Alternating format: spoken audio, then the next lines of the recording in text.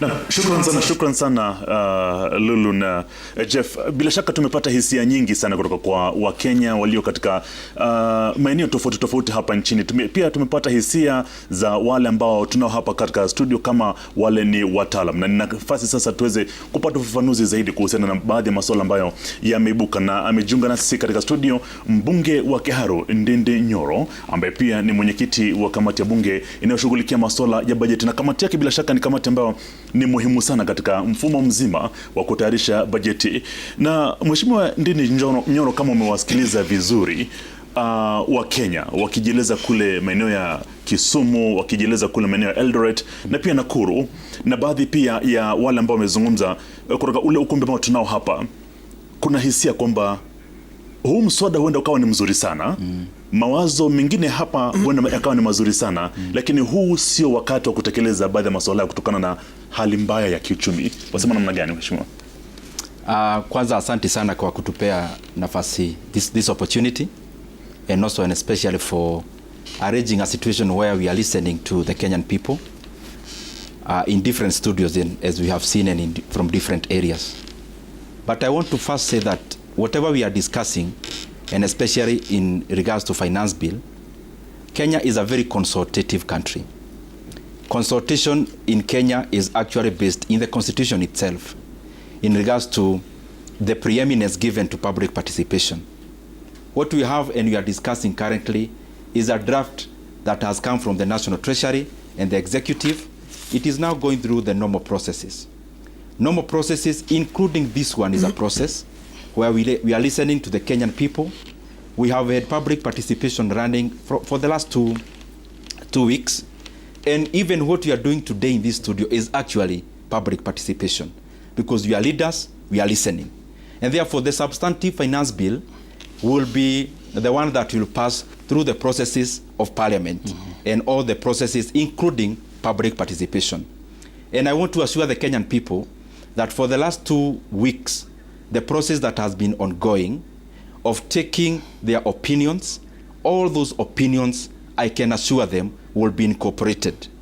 Even in this studio, what we are listening and hearing from the Kenyan people, we are not leading ourselves. We lead the Kenyan people. However, allow me to say this.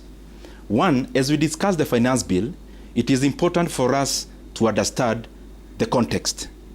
Finance bill, and let me actually use the basis of Parliament. We have the Finance Committee and we have the Debt and Privatization Committee. These are the committees that deal with the revenue side of budget, with the supply side of money. You cannot talk about supply side of money with the exemption of talking about the expenditure side, because you collect money not to keep, you collect money to expend. Okay. And in that context, allow me, because I was actually late because I was tabling the report for the budget estimates, which is actually being debated in the House now. Allow me a minute so that we put all this into context of the finance bill and the estimates, which is the expenditure side. On the side of revenue, we are reading a 3.679 trillion budget in Kenya for the financial year 2023-2024. Out of that budget, 2.57 trillion Kenya shillings is coming from what we call ordinary revenue. 347 billion Kenya shillings is coming into what we call A&A. That is the money the government agencies collect and spend at source. We are anticipating to get around 42 billion Kenya shillings in terms of grants. And lastly, whatever remains there is now the deficit. The deficit currently is around 718 billion Kenya shillings. Now, to put it into context, this money which we are collecting or anticipating to collect, what are we expending on? 1.6 trillion Kenya shillings, 1.5 to 1.6 trillion Kenya shillings is going into national government recurrent. 720 approximately is going into development expenditure in regards to national government. 986 billion is going into something called CFS.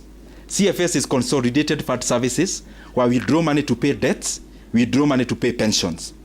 And then 385 billion is going as equitable shares to counties. Why have I put all this bare? I've put all this bare now to go to mwananchi.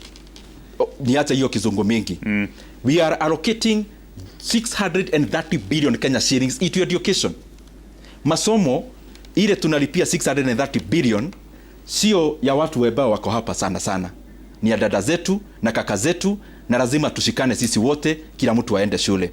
Out of that 630 billion Kenya shillings, we are doubling money for capitation of JSS in this current budget in relation to now the finance. You know, the finance bill is the one financing the things I'm talking about.